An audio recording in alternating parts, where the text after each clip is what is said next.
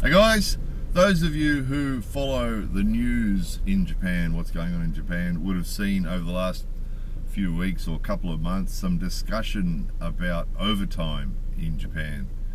So a couple of things that came up that sort of got the ball rolling was, one of them was the government penalised one big company for not paying their staff overtime. So their staff were doing lots of unpaid overtime, which we made a video about this a year or so ago.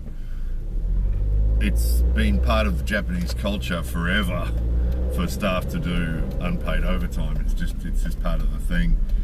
As we talk, those of you who've seen all our videos will recognise, we made a video about hardship and suffering in Japan, about how hardship and suffering is considered to be a good thing, and that in the big picture Japanese people are quite proud of the fact that everybody works hard, everybody gembares, and everyone's quite proud of that. And then individually is the same thing. So if you ask pretty well anybody here, how's work, just about everybody will say taihen.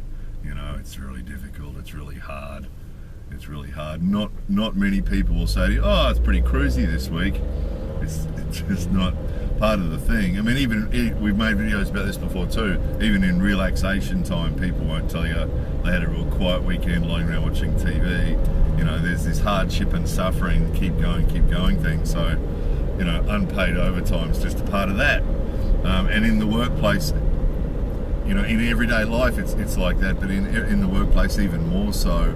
And it's sort of a competition to sort of see who can, who's working the hardest and who's giving the most of themselves to the company, and it has sort of changed a little bit, the influence from outside Japan. People of course watch, movies from outside Japan, and, the internet, and, see world news and all sorts of things like this. So of course lots of Japanese people are aware of the fact that, a lot of places around the world, we don't see it like this, and that relaxation time is considered to be important, and that our own individual health and well-being is considered important. And most Japanese people are well aware of that, but of course they're in the middle of this culture where this hardship and suffering thing is still a part of it. So of course the unpaid overtime is a huge thing, and everybody's always just done it, and that's just what happens.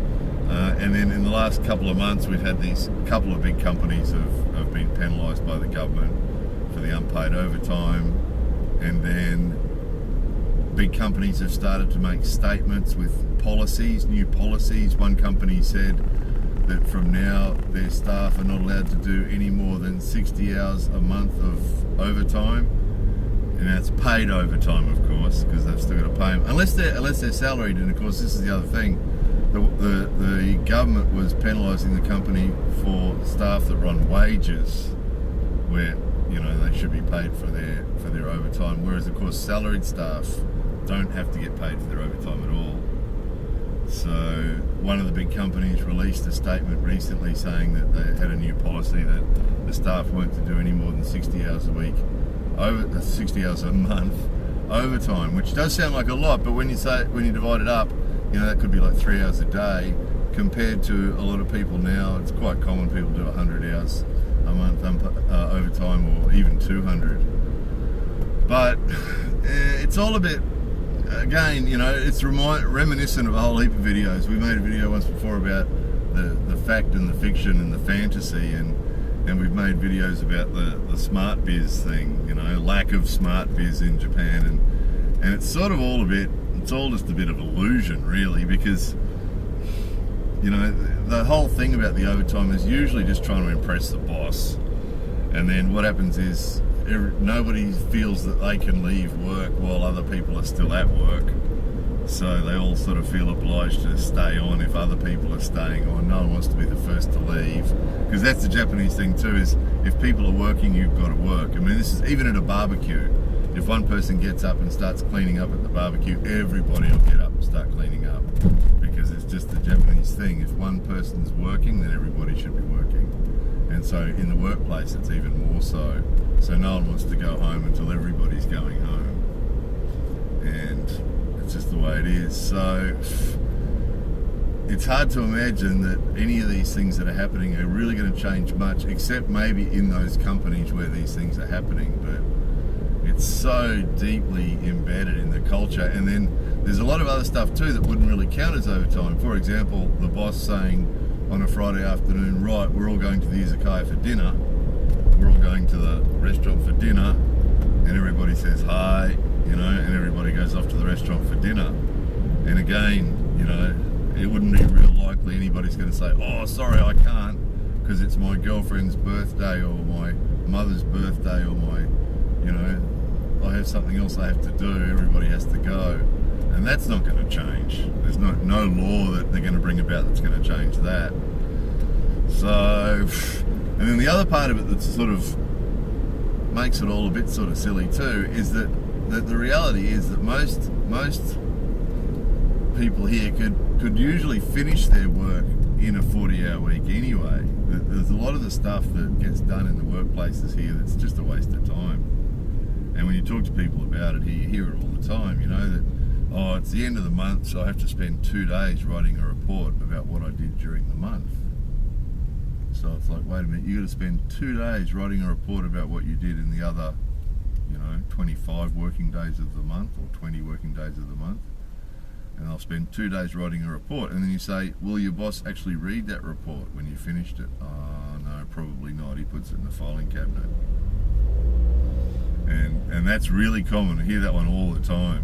When people, whenever, because once you get alert to it, whenever you hear it, you got to ask the question then, you know, if you hear somebody saying they've got to do their end of the month report, you know, then you get in the habit of asking them, is anyone going to read it? Oh, no, probably not. No, probably not. So, you know, and again, if they took all those things and the meetings, you know, they have these meetings. A lot of the companies do it every morning. They have the rah-rah meeting, you know, and the boss, it's basically a speech from the boss. It's not really a meeting where everybody actually says something. It's usually just the boss or a couple of bosses sort of doing the rah-rah thing, repeating what they repeat every time, really. Getting everybody on the same page sort of thing, and okay, let's go and do it.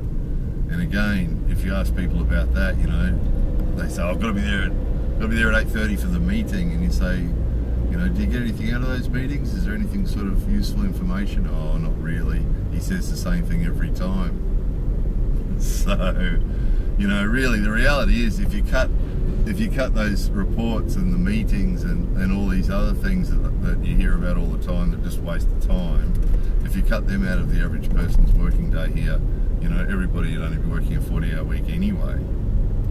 So someone actually sent us a message about this and said, have you seen all this stuff? Is it going to make any difference? Yeah, seen it. Like with anything in Japan, things here change so slowly. You know, things here change so slowly. We make videos, you know, 8 years ago that people say, oh, you know, has anything changed since you made that video? 8 years? 8 years is 5 minutes in Japan as far as change is concerned. You know, things just don't change here that quickly. So no, we don't think anything's going to change with the overtime thing or the, you know, the gambare, work yourself to death thing. So it could, you know, it could if they wanted it to, if they really wanted it to. Most of it, the companies are saying, the reason the companies are saying what they're saying is two things. They really want their public image to be good, but also it's not good if they want new staff. They know that young staff, if the company has an image for overworking staff, and the company has an image for giving staff too much work and overworking them, then obviously they know that the young people won't be so keen to work there. So it's partly their public image that they release these public statements saying that this is our new policy on overtime, and what they're saying is we want our staff to be happy and healthy, so we don't want them to work too much. That's what they're saying publicly, but of course that's not really their motivation, is it? Their motivation is to make money, so they want to get good staff, and they don't want good staff to be scared off by the thought they might be overworked. So, and of course the other thing is, of course, they don't want penalties from the government, because that's expensive and bad PR at the same time. So yeah, it's just words, you know. the reality is nothing's going to really change. It's just words. So, there it was. We'll talk about this again at some stage in the future. No doubt it'll come up again, but nothing's going to change much. So anyway, there it was. The answer to that person, no. More videos coming soon.